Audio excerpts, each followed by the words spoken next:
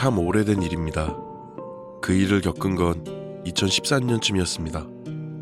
20대 초반 대학 시절 겪은 이야기입니다. 저는 방학에 PC방에서 아르바이트를 한 적이 있습니다. 혼자 일을 했고 야간에 일을 했습니다. 저녁 늦게 출근해서 오전에 퇴근해 버스를 타고 집에 가는 일이 많았죠. 일이 힘든 건 없었습니다. 지금처럼 음식 같은 걸 만드는 일이 없어 작은 주문 몇 번 받으면 되고, 단골 손님 위주의 장사를 하던 곳이라 새벽에는 왔다 갔다 하는 손님도 적은 한가한 곳이었습니다. 제가 알바를 시작하고 나서 한 달이 채 되지 않았을 때 있었던 일입니다. 평상시처럼 야간 아르바이트를 하고 퇴근할 때면 저희 단골 손님 중 한 분은 저희 퇴근 시간 거의 비슷하게 항상 PC방에서 나와 저희 집 근처 방향으로 같이 걸어갔던 분이 있었습니다. 당시에 30대 중후반 정도 돼 보였던 것 같습니다. 그렇게 같이 퇴근길을 함께 하던 분이었습니다. 그분은 저에게 PC 관련 사업을 한다고 하는데 저보고 같이 하자고 이야기를 했던 게 기억이 납니다. 같이 일을 하자는 식으로 계속 이야기를 했습니다. 일을 하는 동안도 퇴근하며 같이 걷는 사이에도 말이죠. 그렇게 하루 이틀 시간이 지나고 그분은 저에게 남자친구가 있냐는 식으로 이야기를 했었고, 저는 없다고 이야기를 한 적이 있습니다. 그분도 자기도 애인 없다면서 저보고 사이좋게 지내자고 이야기를 했고, 저는 나이 차이도 그렇지만 뭔가 꺼림칙한 분위기에 거리를 좀 두려고 했습니다. 그럼에도 일하는 동안 번호를 계속 물어보거나 음료를 사다 주거나 하는 식으로 계속 저에게 말을 걸어오던 사람이었습니다. 저는 그전과는 다르게 거리를 두려고 했고, 퇴근할 때도 일부러 그분보다 먼저 나가거나 약속이 있다고 다른 길로 가는 식으로 했었습니다. 그 사이에도 그분은 저에게 계속 다가오며 이런저런 이야기를 건네왔고, 거절함에도 불구하고 계속 다가왔습니다. 불편함에 저는 사장님에게 사실을 이야기했지만 사실 손님이 친절하게 대해주는 수준에서 넘어서질 않아 이렇다 할 조치를 취할 수도 없었습니다. 그렇게 시간이 지나 저는 다시 학교로 향했고 2개월가량 했던 PC방 아르바이트는 그만두게 되었습니다. 소름 끼치는 일은 그때부터 시작이 됩니다.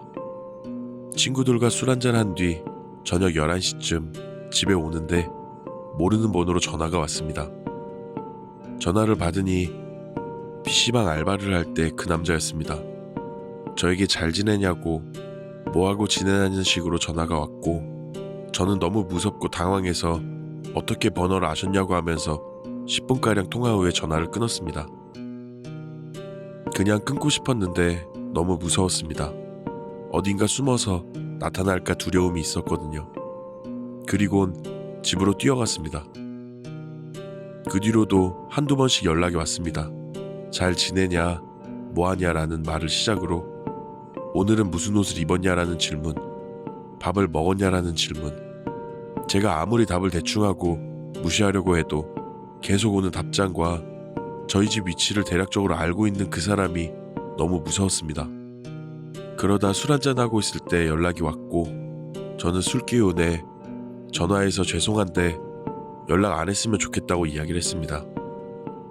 생각보다 쉽게 그 남자는 알겠다는 이야기를 하고 나서 전화를 끊었습니다. 그렇게 저와 그 사람의 관계가 끝나는 줄만 알고 있었습니다. 그로부터 2, 3일 뒤쯤 마지막 일이 일어납니다. 집에서 쉬던 저는 저녁 8시쯤 친구의 연락을 받고 심야 영화를 보려고 나가려 준비를 하고 있었습니다. 제가 사는 곳은 아파트고 13층에 살고 있었습니다. 이런저런 준비를 마치고 친구와 함께 영화를 보기 위해 나와 엘리베이터 앞에 섰습니다. 그때까지만 해도 별 생각이 없었고 아무런 두려움도 없었습니다. 엘리베이터가 13층에 도착하고 아무도 없는 엘리베이터에 올라탔습니다. 저는 1층을 누른 뒤 엘리베이터 오른쪽 구석진 곳에 가서 휴대폰을 보고 있었습니다. 근데 11층의 엘리베이터가 멈췄습니다. 띵 소리와 함께 문이 열렸는데 앞엔 아무도 없었습니다. 안쪽에서 누른 적은 당연히 없고 11층에 불도 꺼져 있던 상황이라 순간 소름이 끼치긴 했지만 살던 곳이고 닫힌 버튼을 여러 번 누르며 그냥 생각하지 않으려고 했습니다. 그리고 10층, 9층, 8층, 7층. 7층에서 다시 한번 문이 열렸습니다. 아무도 없었고 그때부터 저는 뭔가 모를 두려움이 생겼습니다. 급하게 닫힌 버튼을 눌렀습니다. 7층에는 불이 꺼져 있었고 아무 소리도 없는 상황이었고 문이 닫히며 저는 모서리를 벗어나 층을 누르는 곳 앞에 서 있었습니다. 6층, 5층. 5층에서 문이 열리고 저는 충격적인 장면을 봤습니다. 5층 로비에는 불이 꺼져 있는데 4층으로 내려가는 계단에 불이 켜져 있었습니다. 정말 무서워서 내리지도 닫힌 버튼을 누르지도 못하고 있었습니다. 그리고 문이 닫히며 다시 내려가기 시작했죠. 4층, 3층. 3층에 엘리베이터가 멈춰서고 당연 저는 이번에도 아무도 없을 줄 알았는데 3층 로비에 모자를 푹 눌러 쓴 남자가 서 있었습니다. 저는 태어나 그렇게 무서웠던 적이 없었던 것 같습니다. 그 사람은 모자를 푹 눌러 쓰고 시선은 바닥을 향했습니다. 엘리베이터를 타서 저의 대각선 쪽으로 걸어갔습니다. 엘리베이터 문이 닫히지 않길, 닫히기 전에 3층에 누군가가 나와 엘리베이터를 타주기를 정말 기도하고 기도했지만 문이 닫히기 시작했습니다. 처음 마주쳤을 땐 몰랐지만 정적이 흐르는 엘리베이터 안에서 들린 그 소리는 그 사람의 거친 숨소리가 들렸습니다. 헉헉거리는 정도는 아니었지만 호흡이 거친 느낌이 강하게 들었습니다. 뭐에 홀린 듯 저는 고개를 틀어 그 사람이 서 있는 쪽 거울을 보았을 때 모자와 옷깃 사이에 그 사람의 입꼬리가 실룩실룩 거렸습니다. 그리곤 1층에 도착했습니다. 문이 서서히 열리고 뒤에서 중얼중얼거리는 소리가 들렸습니다. 사실 저는 문이 열리자마자 뛰쳐나왔습니다. 정확하게 그 사람이 뭐라고 이야기하는지는 듣지 못했습니다.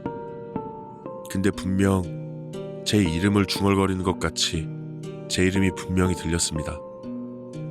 저는 엘리베이터 문이 열리자마자 약 50m 정도 떨어져 있는 경비실로 뛰어갔습니다. 경비 아저씨에게 사정을 이야기하고 함께 엘리베이터 쪽으로 가니 근처에 그 사람은 없었습니다. 경비 아저씨는 경찰에 신고하자고 하셨고 CCTV를 보셨습니다. 그 남자는 분명 13층에 한창 머물고 있다가 제가 나올 때 14층에서 내려와 층마다 누르고 뛰어 내려갔습니다. 그렇게 3층까지 내려와 저와 함께 엘리베이터에 탄 거고 엘리베이터 안에서 제가 앞을 보고 있을 때 저를 빤히 쳐다보고 있었습니다. 저는 친구에게 이야기를 했고 경찰이 왔습니다. 부모님도 내려오셨고 다른 CCTV도 확인을 했습니다. 그 사람은 하루 이틀이 아니라 며칠 동안 제 주변을 서성거렸습니다. PC방에서 자기랑 일하자고 했던 그 사람, 분명 멀쩡해 보이던 사람이었는데 얼마 후 그 사람은 경찰에 잡혔고 관련 전과가 있던 사람이었다고 했습니다. 덕분에 저와 그 변태가 함께 탄 엘리베이터 사진은 저희 아파트 곳곳에 붙어 조심하라는 안내문이 돌기도 했었죠. 만약 그때 제가 조금 늦게 내렸더라면, 내가 모르고 그냥 넘어갔더라면 어떤 결과가 기다리고 있었을까 생각이 들면서 가장 무서운 순간입니다.